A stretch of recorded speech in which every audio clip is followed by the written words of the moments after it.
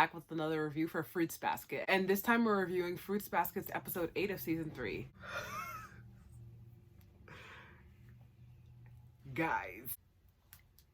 Also, as you guys have noticed, I've gotten my nails done. A little impressed with the way it came out. I'm just like, I could keep doing this nail thing. I mean, it depends on how I feel about the maintenance, but that's besides the point. Guys, episode 8. I was just like this the entire time, like, am I the only one that was kind of emotional? Like, so in this episode, Toru confesses to Kyo. However, it doesn't really go so well because a lot of shit that ends up happening, and it's just like a montage of shit that just happened, and I'm just like, what? The adults in Fruits Basket, man. Honestly, half of them I kind of want to strangle, but it's whatever. I'm not gonna lie, I don't really know how to talk about this episode because it was incredibly emotional, and it was just kind of one of those things where you just gotta watch it. I was just blown away by this episode. This episode was really crazy. Toru is going to go confess that she loves Kyo, and Kyo already guessed it. I really wish Kyo had just let her say it. At least, I wish he had just let her say it, but that's neither here nor there. After he realizes that Toru's in love with him, he gets really angry and starts to walk away, and I don't know why. And then he starts to tell us the story about how he used to know Toru's mom. After school, he would still be too self-conscious to go home because he was still like weird around his new dad, which was Master. He was still kind of weird about it. He was like, wow, somebody actually wants me to come to their house to live with them? That's strange. Kyo's just so used to being rejected his entire life that the fact that his master wanted him to stay with him, he was just kind of like, I think he was just expecting the worst, so that's why he was just nervous going home. That's when he meets Kyoko, because she apparently worked in the area, and she's like, oh, why are you around here by yourself? His mom is gone, and his father doesn't like him. His father just hates him as a human being. He blames him for everything. Like every problem he has in his life, he's just like, oh, it's Kyo's fault. It's Kyo's fault. It's kind of like how Kyo does that with Yuki. So, just a small correlation, but his dad is a little bit more extreme. So I had to adjust my camera a little bit because it was a little shaky. So let's get back to that review. Kyo used to know Toru's mom once upon a time, and they actually used to talk, like they were familiar with each other. And at some point, the relationship got broken off because Kyo had some insecurities that he needed to deal with that he didn't feel like dealing with. And those insecurities stemmed from not feeling like he was enough. He put all those insecurities, he put everything, his insecurities towards his rage, that everything was Yuki's fault. So with this episode, we really see Kyo confronting his past demons, things that hasn't talked about, or, even like things that he's locked away just because it's too painful to remember. He's really coming out and like telling Toru, yo, like, don't love someone like me because I'm the reason your mom died, because I could have helped her.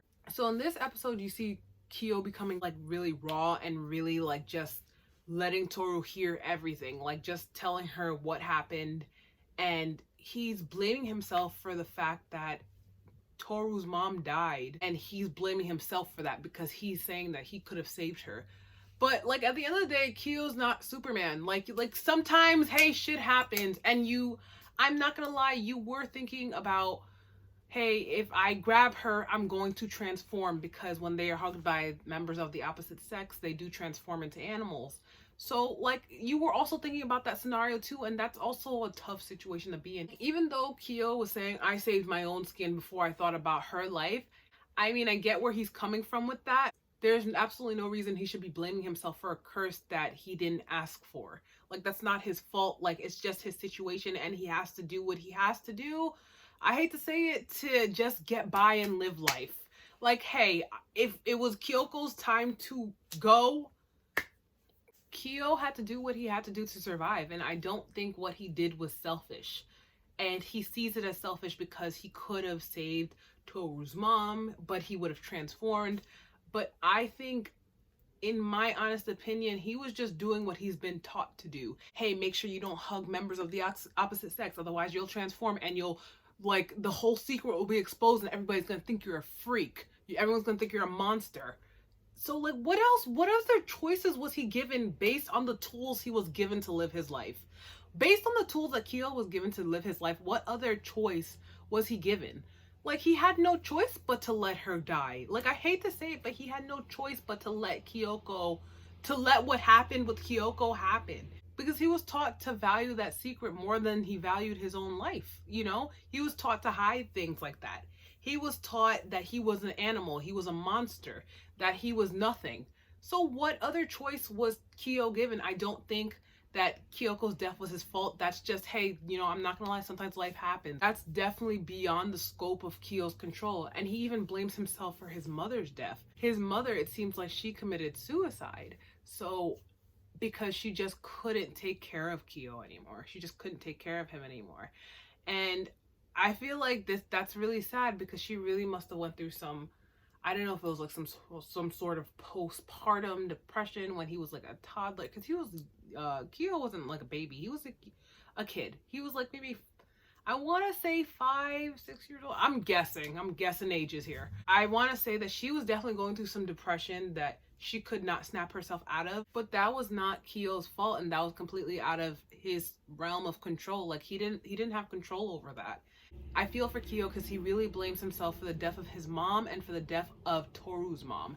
And Toru, she's listening to him say all these things, and she's probably in complete shock. Her face shows like a lifeless expression. And even through all that, even after Kyo says, you know, I'm the reason your mom dies, Toru still doesn't care. She's like, I don't care. I still love you. Like, nothing's gonna change that.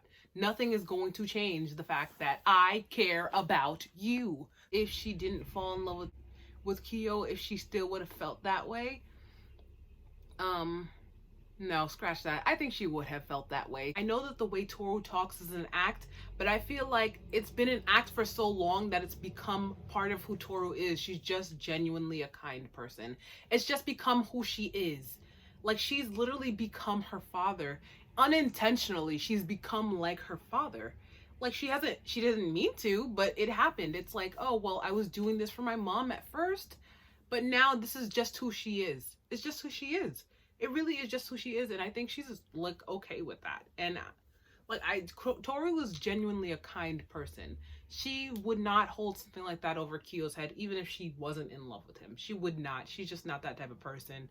She's not that kind. She doesn't have that kind of spirit. She's just not the type of person to hold a grudge. Toru's the type of person that will see things in a different perspective, or she'll forgive you. She'll just forgive you, and she'll try to see from the other person's point of view. And as much as I want to say, oh yeah, she does this because she wants to be, you know, seen as a good person, this is just who Toru is. That's just her personality. It's just who she's become, and she's just that type of human being. And I love that about her, because it takes a lot to be able to forgive someone so easily, or to just accept anyone and everyone.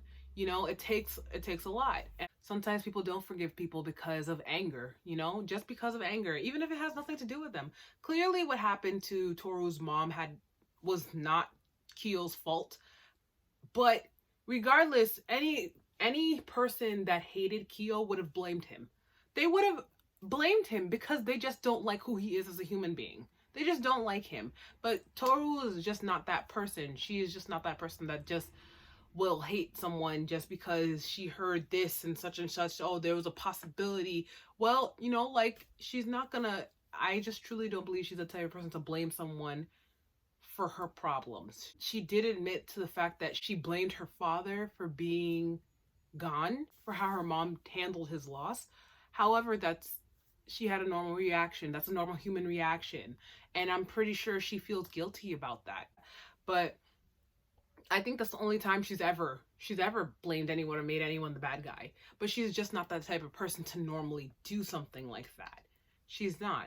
And she's actually a very forgiving soul. So after Toru confesses and Kyo confesses his whole, you know, the whole thing about him knowing her mom and everything, and Toru says, I don't care, I still love you, like, I still want to be with you.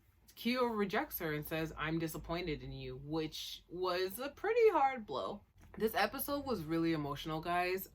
Even after everything, after their whole conversation, Yuki even overhears some of it about how, you know, Kyo blamed Yuki for everything that he's ever gone through, how Toru loves Kyo, how Kyo knew Toru's mom, how he feels responsible for her death, how he thinks that he heard that Toru's mom said that she'd never forgive him.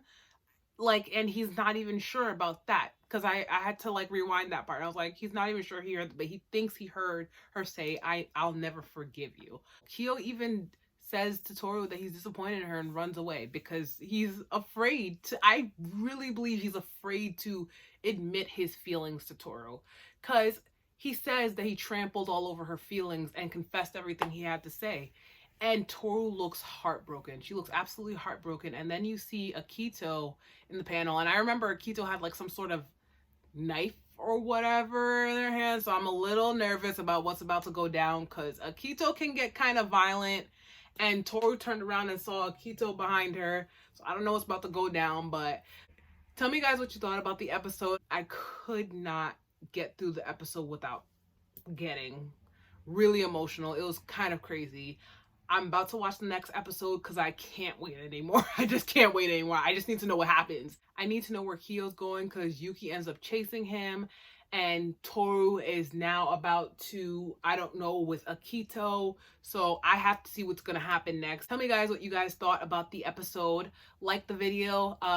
Make sure you share and subscribe and comment down below. And I'll see you guys in the next video, which I'm about to link up here above because I'm about to do it right now, because I need to know what happens. Like right now. Okay. Bye, guys. Guys, one more thing. If you don't see my anime shirt, okay, I promise I'm not buying any more after this. It's over. It's over. I'm not doing no more, but I just wanted to show off this shirt. It's another one of my favorite animes. If you guys want to go check it out, it's Toilet Bound Hanako-kun on Funimation.